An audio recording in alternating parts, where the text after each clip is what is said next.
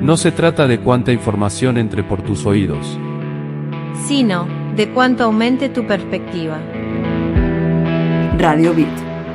Una mente que escucha nunca vuelve a su tamaño original. Radio Bit. Aquí comienza Radio Bit, el programa institucional de la UTN Facultad Regional Mendoza. Un espacio creado para hacer llegar a nuestra comunidad inquietudes, proyectos e ideas de distintos integrantes de la Facultad Regional Mendoza de la Universidad Tecnológica Nacional. Estamos saliendo por el 94.5 del dial. También podés escucharnos por internet en fmutn.com.ar y nuestro programa Radio Bit queda subido en formato audiovisual en el canal de YouTube de la radio, que es Radio UTN 945. Hoy estamos en compañía del especialista ingeniero César Boschi, que es director del Laboratorio de Acústica y Sonido Mario Guillermo Camín. Este laboratorio desarrolla investigaciones referidas al impacto ambiental del ruido, el diseño de barreras acústicas y la aplicación de tecnologías de procesamiento digital de señales para el control del ruido y, bueno, entre otras cosas que nos va a contar César. Bienvenido, César, ¿cómo estás? Hola, Nancy, buenas tardes, muchas gracias. De nada. Bueno, contame, César, ¿cómo nació el Laboratorio de Acústica y Sonido Mario Guillermo Camín y por qué lleva este nombre?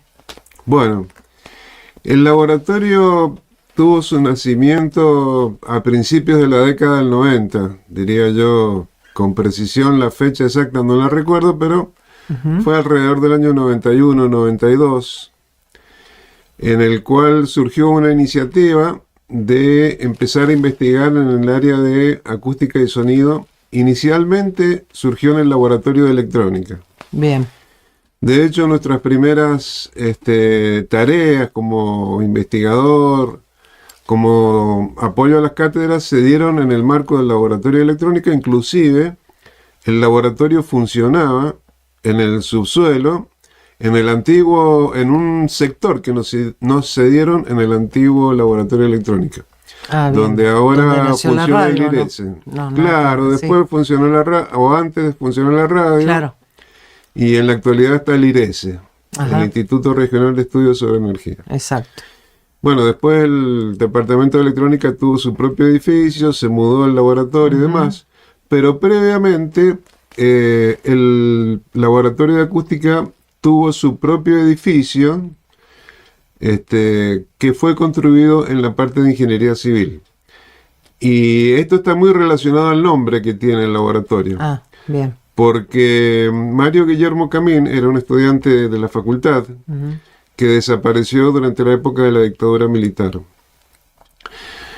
Cuando se instauró la democracia, que digamos, se investigaron, se juzgaron todos estos casos de violación de los derechos humanos, a la madre de Mario Guillermo Camín le otorgaron un resarcimiento económico, digamos, por esa desaparición, como se hizo con la gran mayoría de los desaparecidos que fueron comprobados. Y esta señora, la señora Dora Gordon de Camín,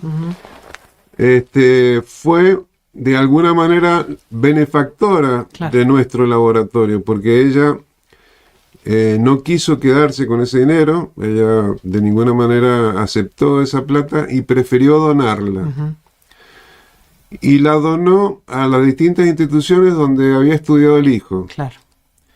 Entre ellas la UTN.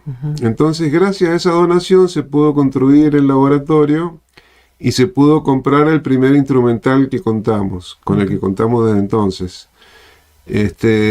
Por eso, en honor a eso, el laboratorio lleva el nombre de Mario Guillermo Camín. Bien. Bueno, y para quienes no están familiarizados con la temática, ¿qué es la acústica y por qué es tan importante en nuestra vida cotidiana? Bueno, la acústica es una rama de la física que se encarga de estudiar la propagación de los sonidos. Bien. Uno inicialmente tiende a relacionarla con la música. Claro. Con los espectáculos, con la radio. Con la radio, por ejemplo.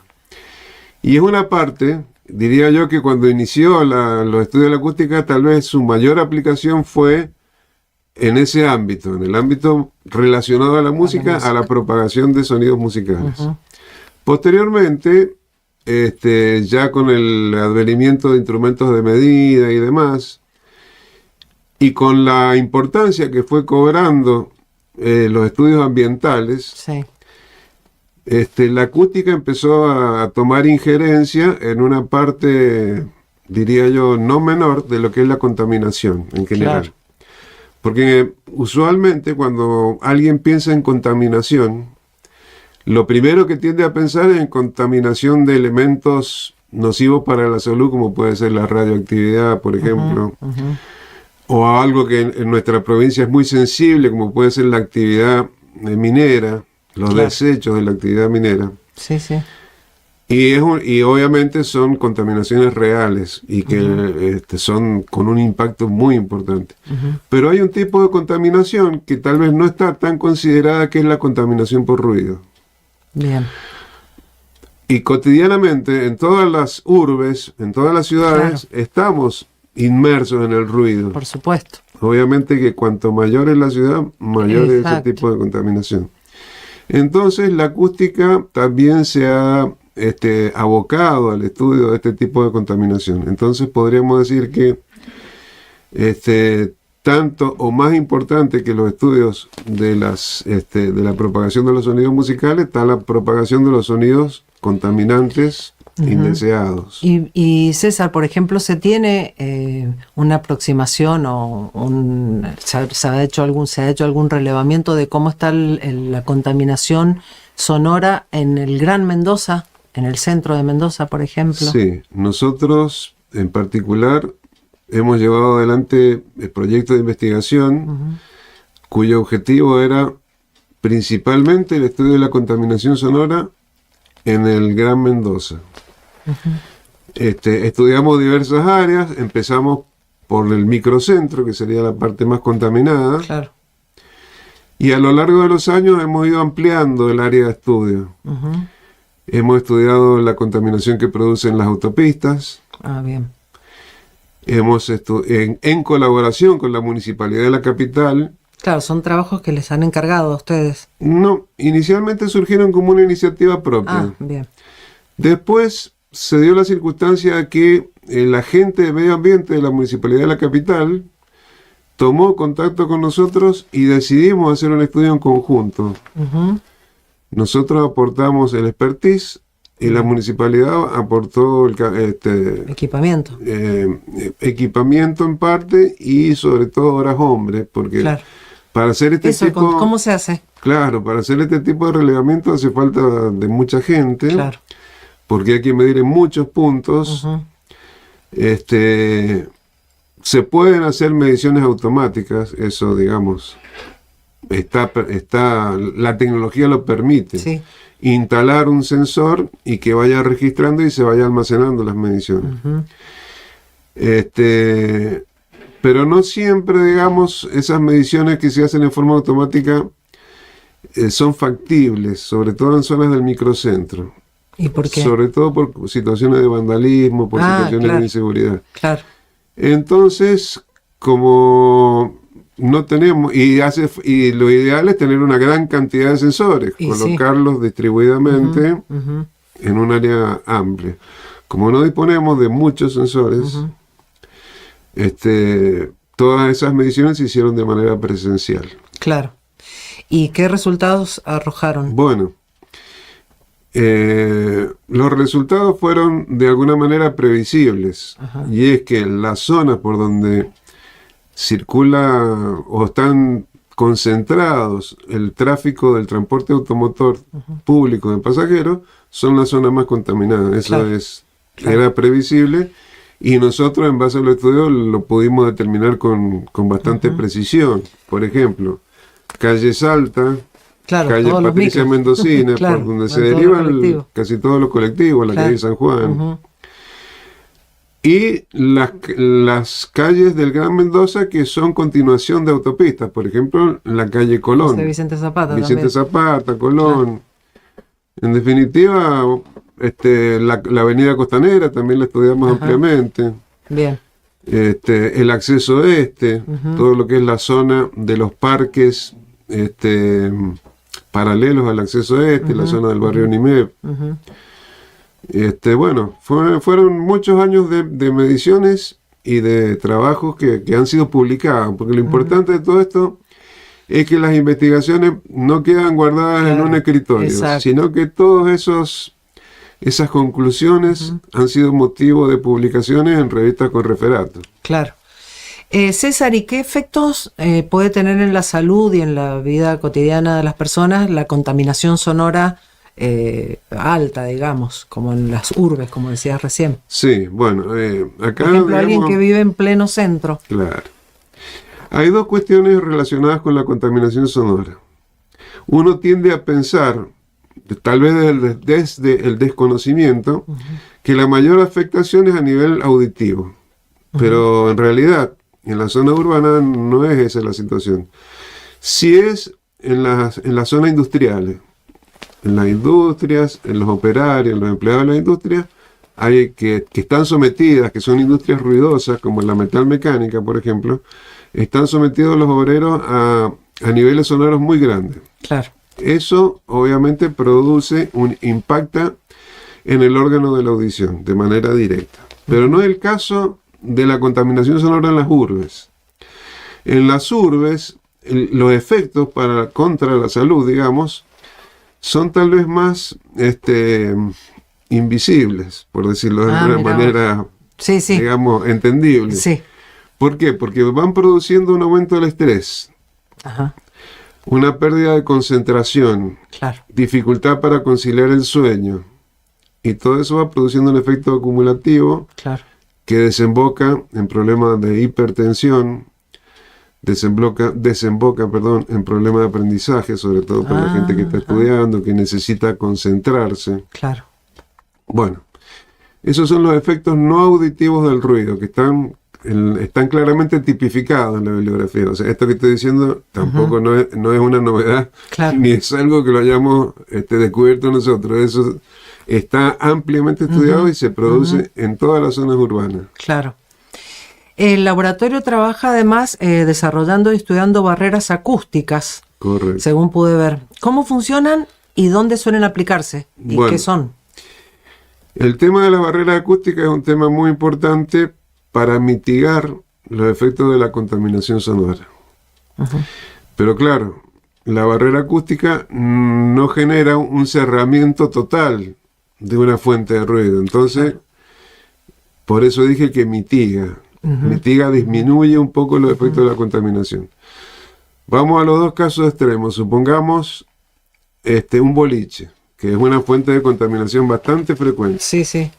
¿De qué manera se puede aislar el ruido, la contaminación que produce un boliche y encerrándolo?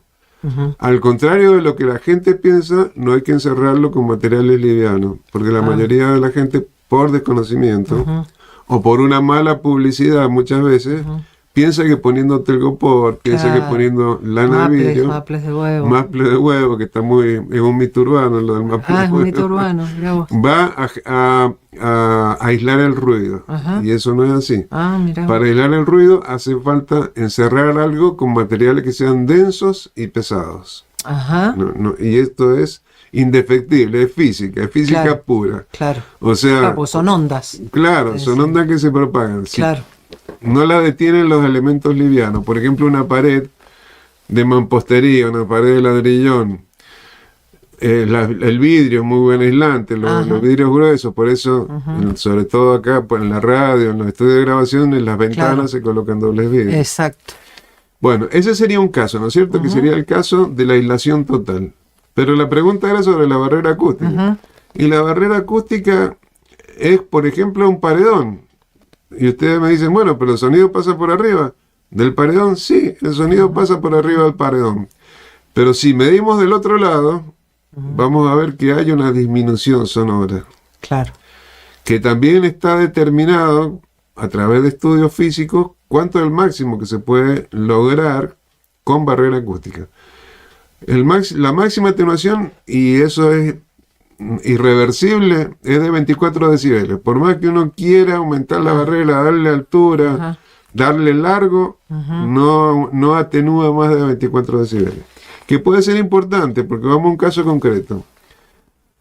Y está relacionado con tu pregunta, porque vos me dijiste dónde se utilizan las barreras. Claro, claro.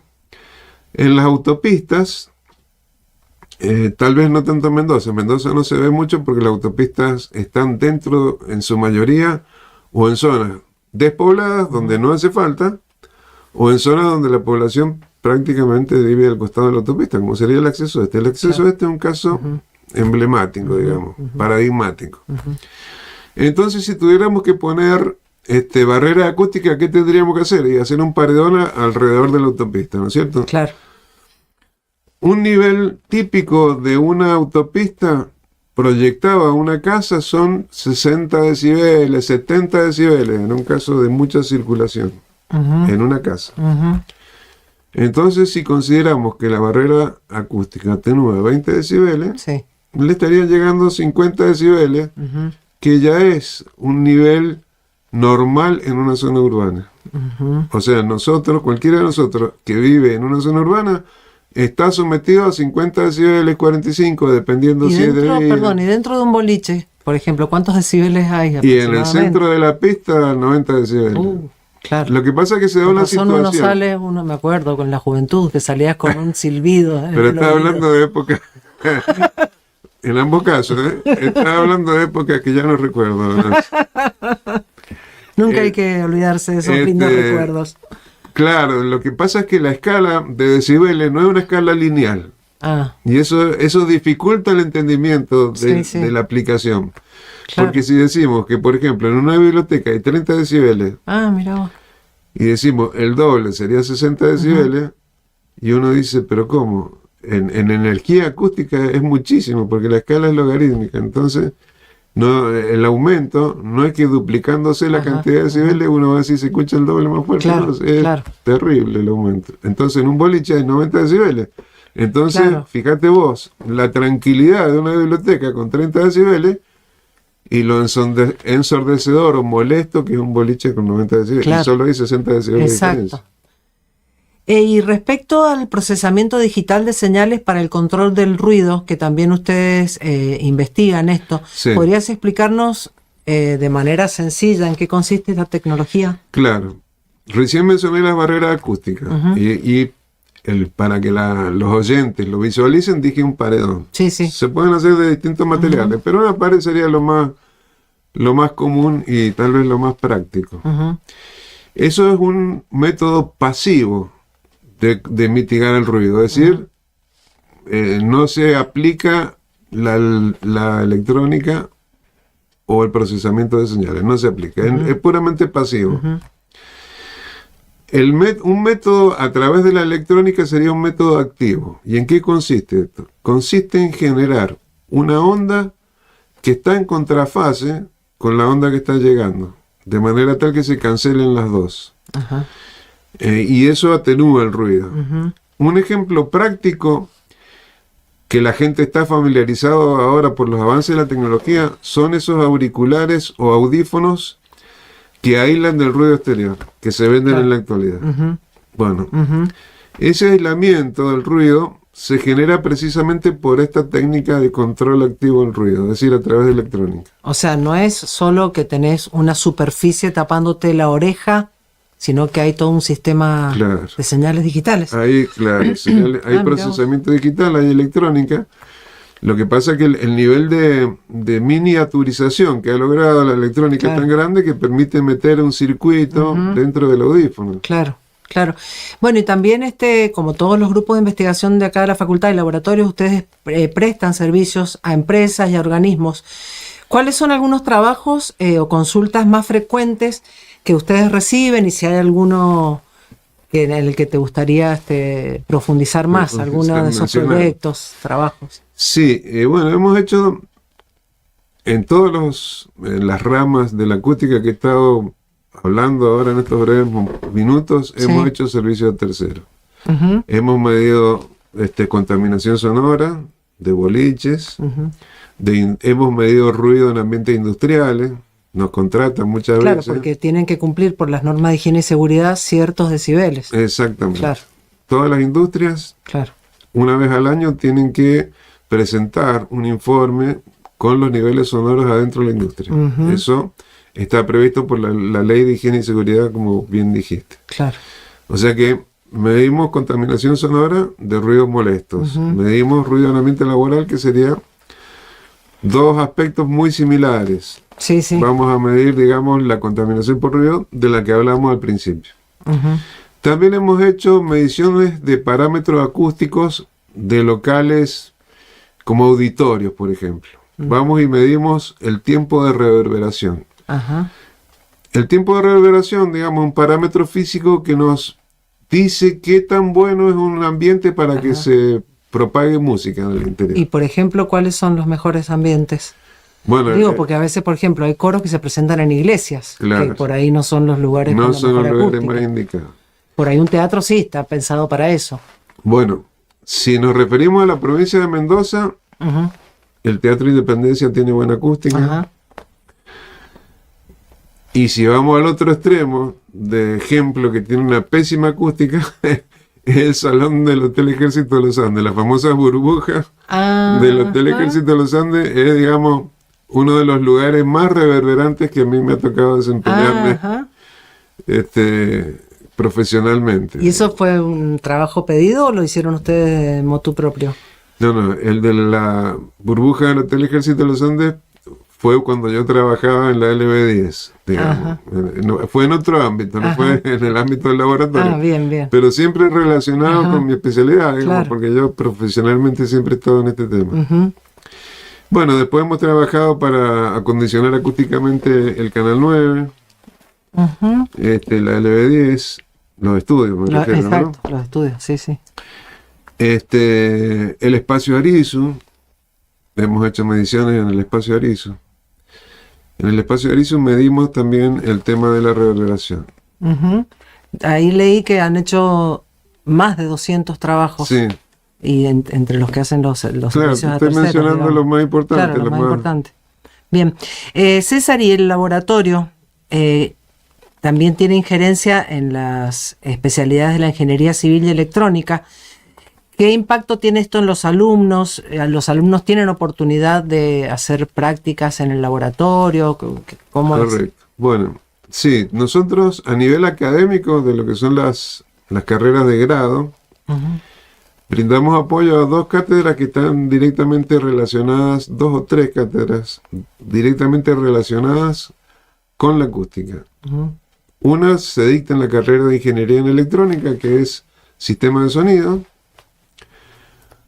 La otra se dicta en Ingeniería Civil, cuyo nombre es Instalaciones Eléctricas y Acústicas. Ujú. O sea que una parte de la materia se refiere a la acústica. Claro. Y la materia Proyecto Final de Electrónica. O sea, esas tres materias brindamos nosotros apoyo para los trabajos prácticos a través del laboratorio. Ujú. Después, a nivel de estudiantes, pueden trabajar en el laboratorio de acústica a través de becas. Las becas que se ofrecen a través de la Secretaría de Asuntos Estudiantiles, que son las becas BIS, no sé, no recuerdo, todas tienen siglas. Sí, tienen siglas. Y son todas muy parecidas y por eso son confusas. Que la beca de investigación y servicios, Claro, sí, las exacto, becas las BIS. BIS. Y hay becas de iniciación a la investigación, que son las BINIT, que esas se brindan a través de la Secretaría de Ciencia y Tecnología.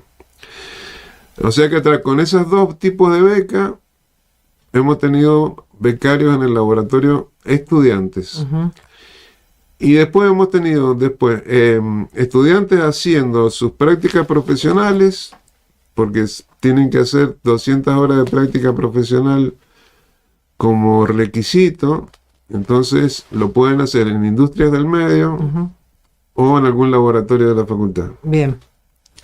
Y también hemos tenido becas de graduados. Graduados recién recibidos pueden hacer sus becas de iniciación a la profesión, digamos, en nuestro laboratorio. César, y también se estuvo haciendo en un tiempo el dictado de cursos a través de la Escuela de Sonido. Exactamente. ¿Eso ya no está vigente o...? Hace un par de años que no lo dictamos, sí. Y por ejemplo, sería a ¿qué través de cursos extensión universitaria. Claro, ¿qué cursos se dictaban? Y, por ejemplo, eran 5 módulos. Y a través de esos 5 módulos tratábamos de dar una capacitación como para que cualquier persona, no hacía falta ser alumno de la facultad, porque como todo curso de extensión Claro, es está abierto a todo el la público, Y la idea era que a través de esos 5 módulos la persona saliera capacitada como para trabajar de técnico en sonido. Ajá, Si bien, qué bueno. esto lo tengo que aclarar, no se otorgaba un título Claro, de técnico, exacto. porque no es No era una una carrera, carrera, sino claro. que son cursos de capacitación. Ujú. Entonces capacitábamos sobre micrófonos, uso de micrófonos, parlantes, gabinetes, consolas de audio. Bien. Bueno, y mirando un poco hacia el futuro, ¿cuáles son los desafíos o proyectos que tiene el laboratorio?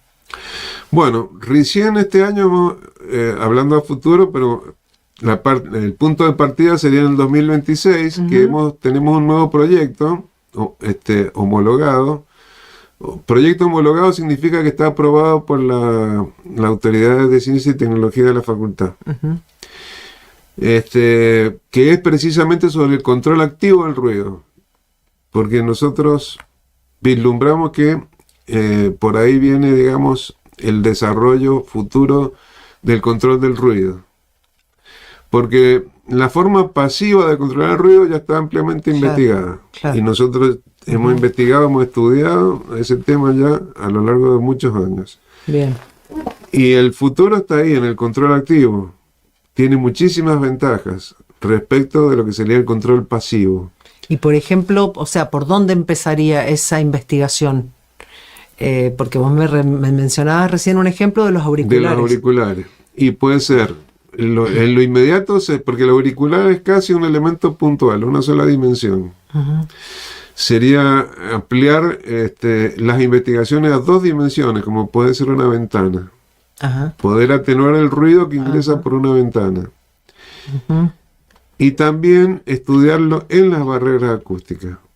Cómo aumentar, superar Ajá, esa barrera de claro. los 24 decibeles, que es un límite físico, a través del control activo del ruido.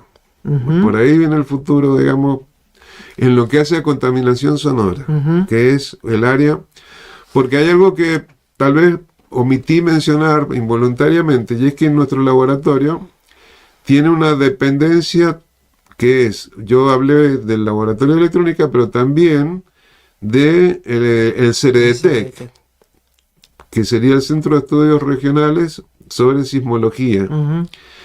Entonces, también tenemos una fuerte inserción en lo que es la parte de ingeniería civil. De hecho, dentro de los investigadores de nuestro laboratorio hay ingenieros civiles. Ajá. Entonces, la parte de control pasivo del ruido la tenemos ya bastante investigada y estudiada. Ujú. Creemos que el futuro viene por el lado de la electrónica y va a tener una aplicación directa en la parte de construcciones también. Cuando yo digo, Claro. cuando hablamos de barrera acústica, Claro, ahí- hablamos de ventanas, Ahí hablamos está de la relación con paredes, civil. tabiques, Claro. porque por ejemplo, supongamos que, y apelo también a un ejemplo bastante cotidiano, si alguien estudia un instrumento musical y estudia en su dormitorio, estudia en el garaje de su casa, tiene una bandita en el garaje, Ujú. lo más seguro que le moleste a los propios habitantes de la casa y después a los vecinos. Claro, claro. ¿De qué manera se puede aislar eso? Bueno, con control pasivo ya está ampliamente estudiado. Ujú. Ahora el desafío es atenuar ese ruido con control activo. Entonces, a la ingeniería civil, ¿eso en qué le mejora las propiedades de la construcción y que serían construcciones más livianas para aislar el ruido? Porque si no, terminan siendo cosas extremadamente pesadas. Claro, está bien. Bueno, hay un tema, pero que lo podemos dejar para otro programa y hacer un programa especial, que es lo de la banda de música de la UTN, que también está dentro del marco del Laboratorio de Acústica y Sí, Sonido. Pero sí. podemos hacer otro programa ¿Cómo no? donde vengan varios integrantes y, si es posible, tirar unos acordes. Hablamos de la banda, por Hablan supuesto. y cantan cantar, un y poco. vos cantás vos, Nancy, también. Bueno, sí, por supuesto. Acepto el convite. Bueno, muchísimas gracias. Era el especialista ingeniero César Boschi, director del Laboratorio de Acústica y Sonido Mario Guillermo Camín. Así llegamos al final de otra edición de Radio Beat y semana a semana seguiremos acercando experiencias, logros e inquietudes de los integrantes de la comunidad de la UTN. Estuvo en la operación acústica y visual de audio y video, operación de audio y video, Ariel Butini, La radio está coordinada por Adrián Prado y mi nombre es Nancy Sabatini. Muchísimas gracias por habernos escuchado y nos reencontramos dentro de 7 días en Radio Bit, donde cada bit del conocimiento suma al futuro. Chao.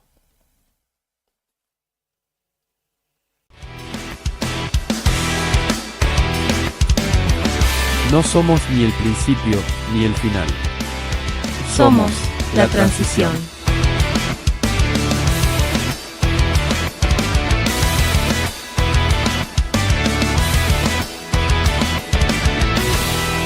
Radio Bit.